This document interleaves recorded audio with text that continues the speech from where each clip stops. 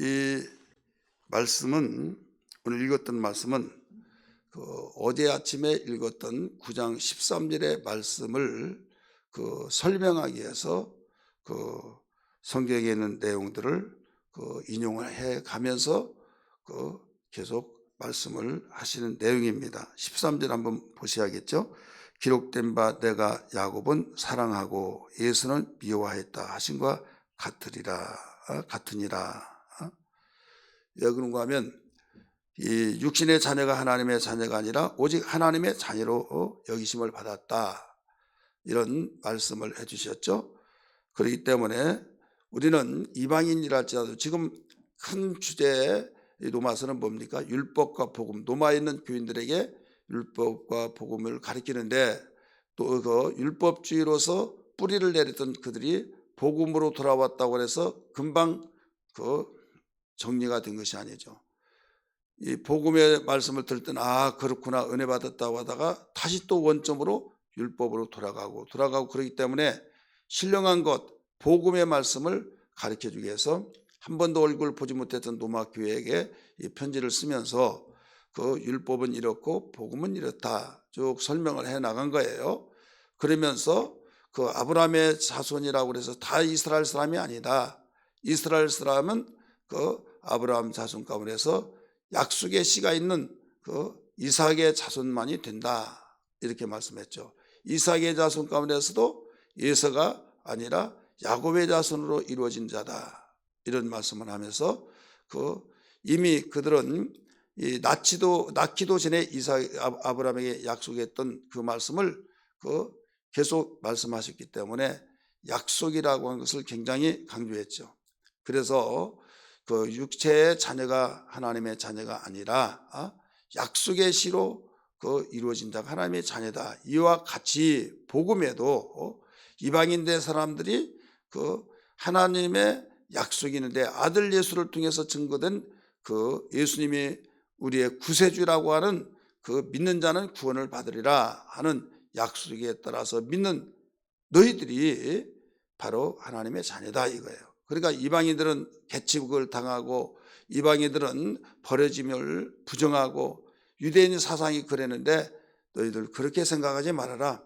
이방인들도 하나님의 약속을 따라서 주님이 친히 약속하셔서 이 세상에 오셔서 가르쳐 주시는데, 구원을 얻을 만한 이름은 예수밖에 없다. 예수 믿으면 구원받는다. 이건 의롭다함을 얻고 하나님의 자녀가 되었다. 이것을 설명해 주기 위해서 어제 아침 쭉 이야기하면서 한 대목인 오늘 13절 읽었던 말씀처럼 야곱은 사랑하고 에서는 미워하였다, 이와 같으니라, 이 말씀을 해주고 있어요.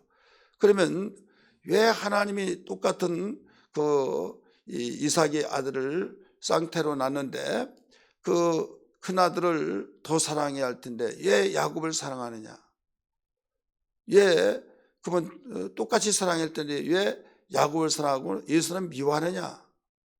나는 도저히 이해할 수가 없다 하면서 그것 때문에 하나님 말씀을 불신하고 그럴 수 있느냐, 이런 변론을 하고 따지고 이런 사람이 있다 이거죠.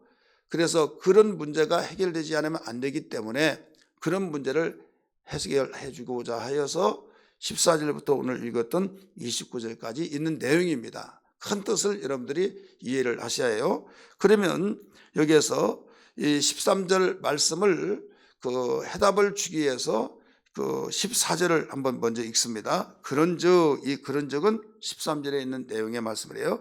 우리가 무슨 말을 하리요? 하나님께 불의가 있느냐?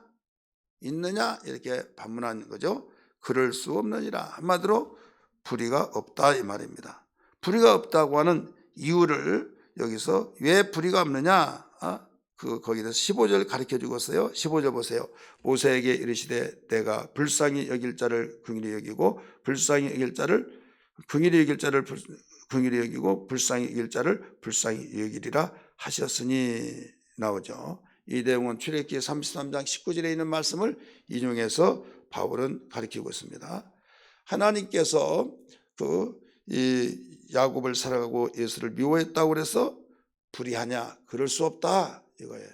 하나님이 긍휼히 여길 자를 긍휼히 여기고 불쌍히 여길 자를 불쌍히 여기신데 왜 너희들 그렇게 그 야곱을 사랑하고 예수를 미워한다고 해서 불의하고 이렇게 그럴 수 나는 도저히 이해할 수 없다 이렇게 따지는 식으로 생각하지 말아라 이겁니다. 그런즉 16절 보세요. 원하는 자로 말미암도 아니요 다른 박질하는 자로 말미암도 아니요 오직 긍휼히 여기신 하나님으로 말미암으니라. 긍휼히 여기시는 하나님으로 말미암으니라. 하나님은 존재하십니다. 우리는 한 치 앞을 알지도 못하고 머리카락도 쓸지도 몰라요. 그러나 하나님은 존재하셔서 모든 걸 다 아시기 때문에 하나님이 그렇게 다 아시기 때문에 야곱은 사랑하고 예수를 미워했다. 이것을 존재하신 하나님 아시고 먼저 그렇게 말씀하셨으니 내가 그분을 존경하고 그분을 믿는다고 한다면 여러분 그 말을 아멘으로 받아들여서 그 앞에 가르쳐 줬잖아요. 긍휼히 여길 자를 긍휼히 여기고 불쌍히 여길 자를 불쌍히 여긴단 말이 나왔지 않느냐. 그런 차원 속에서도 하나님은 절대로 불의할 여기에서 불의가 될 수가 없다 이런 말씀입니다. 두 번째는 18절은 이제 결론입니다. 이게 뭐냐면 이 모세를 통해서 이제 또 설명을 한 거예요. 이제 바로의 사건까지 17절을 봅니다. 성경이 바로에게 이르되 내가 이 일을 위하여 너를 세웠으니 곧 너로 말미암아 내 능력을 보이고 내 이름이 온 땅에 전파되게 하려 함이라 하셨으니 하나님이 하시고자 하는 바로도 때로는 강팍하게 하고 그 강팍하게 해서 그 하나님의 이름을 온 세상에 널리 알리게 한 것이다. 이거죠. 18절 보세요. 그런즉 하나님께 하고자 하시는 자를 긍휼히 여기시고 하고자 하시는 자를 완악하게 하시느니라. 하나님이 하시고자 하는 절대적인 하나님이다 이거죠. 절대자이신 하나님.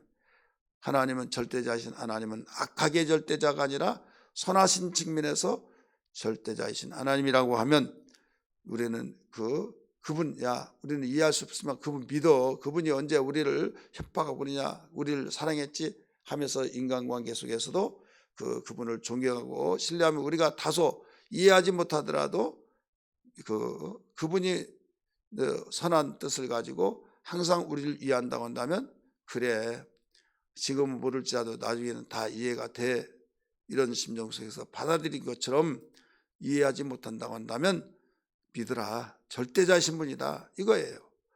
그러면서 이 바울은 로마에 있는 성도들에게 최대한 성경에 있는 내용을 가지고 하나님은 불의할 수가 없다. 야곱을 사랑하고 예수를 미워하는 일에 불의할 수가 없다. 이런 설명을 하고 있는 거예요. 두 번째는 허물하시느냐 이 말씀에 대한 사람들이 그렇게 또 반문을 스스로 하고 있어요. 19절 보세요. 혹 네가 내게 말하기를 그러면 하나님이 어찌하여 허물하시느냐 누가 그 뜻을 대적하느냐 하리니 사람들이 야곱을 사랑하고 예수는 미워했다는 그 말 때문에 불의를 행하신 분이 아니냐 이렇게 말하더라. 그럴 수 없다. 허물이라는 것이 뭐예요? 허물이라고 하는 것은 잘못 저지른 실수를 혹은 비웃음거리를 하는 짓을 하는 사람이죠. 그러니까 하나님이 그런 분이냐? 아니다 이거죠.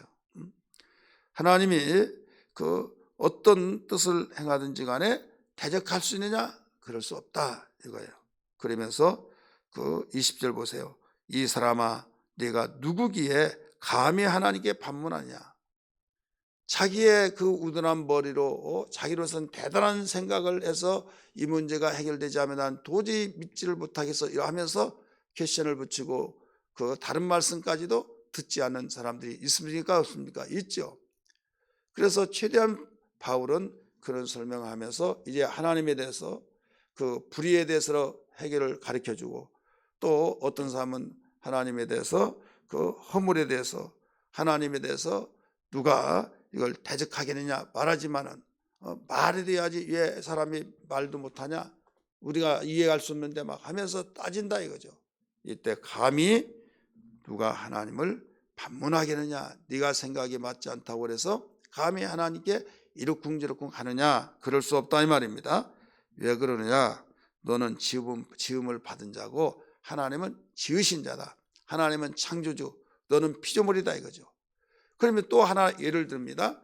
이 20절에서 토기장이 봐라. 토기장이가 진흙 한 덩어리로 내가 귀 쓸 것을 만들기도 하고 내가 천이 쓸 것을 만들기도 하고 백작의 도자기를 만들기도 하고 요강을 만들기도 하고 그냥 쓰레기통 만드는 그냥 때로는 이모저모 허드렛 일에 하는데 만드는 것을 만들기도 하고 그러면 진흙이 왜 나는 이렇게 만들었습니까? 하면서 따지느냐 이거죠. 그냥 진흙은 주인의 손에서 만들어진 대로 만들어지고 있다 이거죠. 그래도 아무 소리 못하고 주인의 뜻에 의해서 쓰여지고 만들어졌다. 그리고 만들고 다른 사람 볼 때는 참 좋은데 만드신 분이 야 이것은 내가 원했던 것이 아니야. 그럴 때 토기장이가 진흙으로 그릇을 만들다가 내 던지면서 버릴 수도 있지 않느냐 이거죠. 이 말씀이 예레미야 18장 6절에서 나오고 이사야 64장에서도 가르쳐 주고 있습니다. 이 내용도 64장 8절 예레미야는 18장 6절에서 있는 내용을 바울은 한마디로 간단하게 설명한 거예요.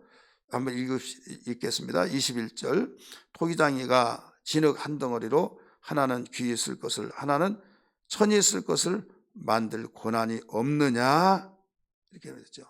그러니까 하나님의 권한이다. 오늘 제목은 뭡니까? 절대자신 하나님. 하나님의 권한으로 이렇게 하는데 그걸 네가 따지고 뭐 허물이 있느니 없느니 또 대적을 하면서 감히 하나님을 대무직하면서 이룩쿵저룩 하느냐 그러지 말아라 이렇게 말을 하고 있는 거죠. 그러면서 22절 한번 보세요. 만일 하나님이 그의 진노를 보이시고 그의 능력을 알게 하시고자 하사 멸하기로 준비된 진노에 그릇을 오래 참으심으로 관용하시고 한마디로 이건 유대인을 말하고 있어요.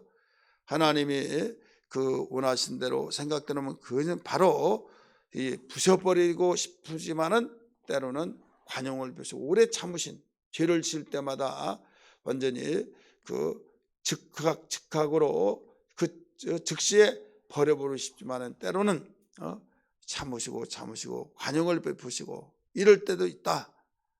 그리고 또 이 23절에 보면 또한 영광받기로 예비하신 바 긍휼의 그릇에 대하여 이렇게 나오죠.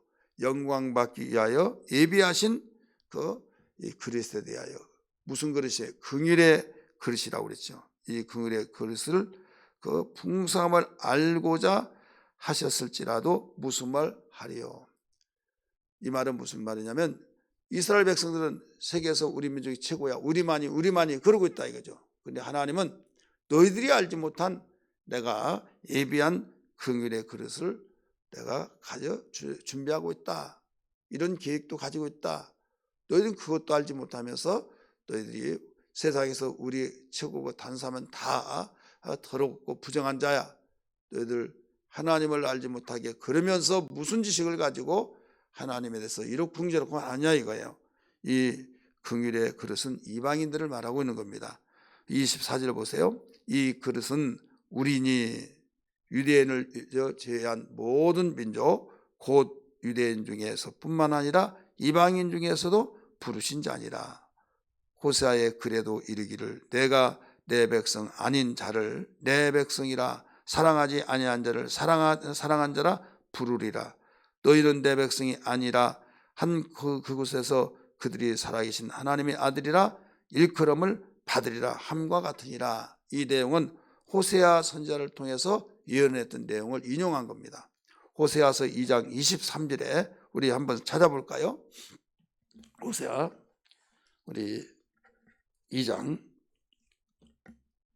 호세아 2장 23절을 보겠습니다. 시작. 내가 나를 위하여 그를 이 땅에서 심고 긍휼히 여김을 받지 못하던 자를 긍휼히 여김에 내 백성이 아니었던 자에게 향하여 이르기를 너는 내 백성이라 하리니 그들은 이르기를 주는 내 하나님이라 하리라 하시니라. 여기 보면 이 내 백성이 아니었던 자에게 향하여 이스라엘 백성을 내 백성이라고 하죠. 근데 내 백성이 아니었던 자들을 향해서 너는 내 백성이라. 그들은 내 하나님이라. 이렇게 말한다 이거죠. 이게 이방인을 향해서 하나님이 구원하시고자 하는 계획을 호세아를 통해서 벌써 말하고 있죠. 1장 또 봅니다. 10절. 1장 10절 같이 읽습니다. 시작. 그러나 이스라엘 자손의 수가 바다의 모래같이 되어서 헤아릴 수 없고 셀 수도 없을 것이며 전에 그들에게 이르기를 너희는 내 백성이 아니라 한 그곳에서 그들에게 이르기를 너희는 살아계신 하나님의 아들이라 할 것이라. 내 백성이 아니라, 이 내 백성이 아니라 것은 이스라엘 백성이 아니라 이거죠. 그러나 그곳에서 한 곳에서 그들에게 이르기를 너희는 살아계신 하나님의 아들이라 할 것이라. 하나님이 예언을 통해서 이방인들 가운데서도 내 백성이라 하나님의 아들이 될 것이다, 이 말씀을 하셨는데, 하나님이 긍휼의 그릇에 대해서도 말씀을 하실 때 너희들이 왜 그러냐, 우리가 하나님의 백성인데 이렇게 따질 것이냐? 아니다. 하나님이 하신 일에는 하나님의 작정된 계획, 그래서 전적인 우리 하나님 절대자이시다 이거죠.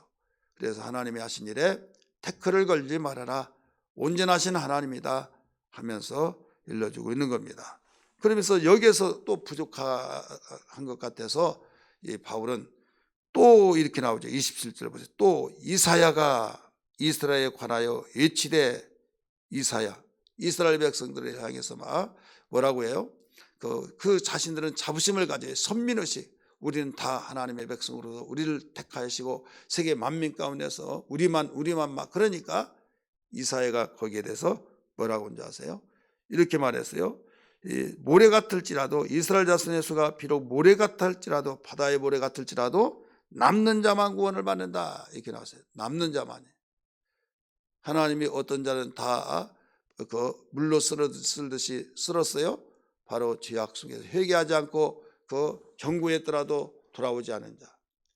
근데 남는 자들은 항상 하나님을 바라보고 회개하고 돌이키면서 포로로 잡혀갔을지라도 다 돌아온 것이 아니잖아요.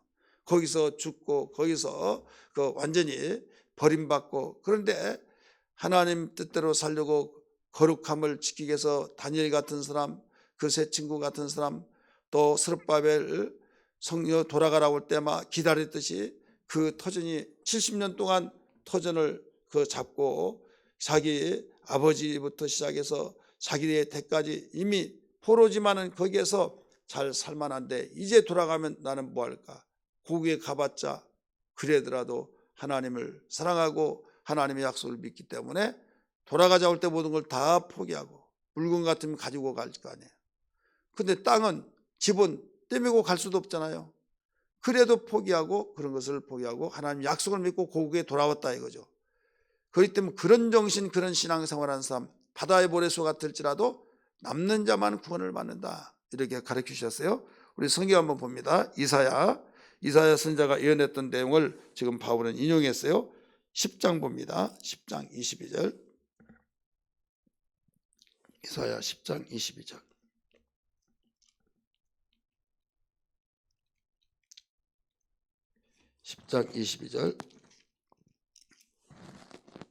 같이 읽습니다. 20절부터 22절까지인데 시간 관계상 22절 봅니다. 여러분들은 22절까지 나중에 읽어보시기 바랍니다. 22절. 이스라엘이여 내 백성이 바다의 모래 같을지라도 남는 자만 돌아오리니 넘치는 공의로 파멸이 작정되었습니다. 파멸, 공의로 파멸이라고 했죠. 공의로우신 하나님이 의롭다함을 얻고 하나님이 긍휼히 여기고, 어떤 자를 긍휼히 여기게요? 싹수가 있는 사람, 정말 겸손한 자, 근데 완악한 자는 여러분 아무리 하나님이 사랑이 많다 할지라도 그를 긍휼히 여길 수가 없죠. 그렇기 때문에 남는 자만이 구원받는다, 이렇게 가르쳐주세요. 교만하지 말라 이거죠. 그러면서 결론적으로 뭐라고 그랬습니까? 29절에 또한 이사야가 미리 말한 바 만일 만군의 주께서 우리에게 씨를 남겨두지 아니했더라면 우리가 소돔과 같이 되고 고모라와 같았으려다 한과 같으니라. 한마디로 무슨 말입니까? 오직 우리는 아무리 작정되어지고 택한 백성이라 할지라도 하나님께서는 그들을 다 구원시킨 것이 아니라 남는 자만이 구원시킨다고 여기서 가르쳐 줬잖아요. 그래서 우리가 앞으로 볼 로마서 11장 5절에서도 바울은 이 이사야 10장에 있는 내용을 그 인용을 통해서 그렇게 가르치고 있는 겁니다. 오늘 결론입니다. 로마서 9장 13절 야곱은 사랑하고 에서는 미워했다는 그 말을 해답을 주기 위해서 그것 때문에 하나님이 불의하시냐, 불의하지 않느냐, 허물이 있다, 또 정말 왜 그러냐 저러냐 막 따지고 들고 이해할 수 없다 그럴까봐 그것을 다 설명해 주니라고 이렇게 가르쳐 줬다 이거죠. 그래서 오늘 결론은 하나님은 절대자이시다. 하나님은 창조주시고 온전하시고 선하시고 사랑이시기 때문에 그분의 하신 일은 온전하게 우리가 아멘으로 받아들여서 정말 그 중에 하나 내가 여기까지 오게 된 것은 하나님이 우리를 정하시고 부르시고 부르심에 아멘하고 찾아와서 주님을 마음속에 나는 죄인입니다 하면서 고백하며 예수님 믿고 구세주로 예수를 모셔드려서 의롭다함을 얻어서 우리는 천국 소망을 가지고 영광을 바라보면서 나가고 있다고 하는 것은 천하 만민 가운데서 택하여 주셔서 이스라엘만이 택한 백성이라고 하더니 이제는 긍일의 그릇 이방인에게 기울여져서 그 중에 우리 가정이 구원받게 된다고 했어요. 얼마나 감사한지. 그래서 하나님 감사합니다. 날마다 주님 이 은혜 잊어버리지 않고 하나님 사랑하게 하시고 이 기쁨의 소식을 주님 우리 아직도 예수 믿지 않은 가정에게 나누게 하시고 주님 어떤 일이 있더라도 하나님의 긍휼의 그릇이 되어서 주 앞에 정말 사랑받게 달라고 또 나의 지인들에게도 이웃에게도 부모 형제에게도 주님 이번 설날을 통해서 이 기쁜 소식을 정말 듣든지 아니 듣든지 사랑하기 때문에 전하게 도와주옵소서. 이런 신앙 되기를 주의 이름으로 축원합니다. 할렐루야.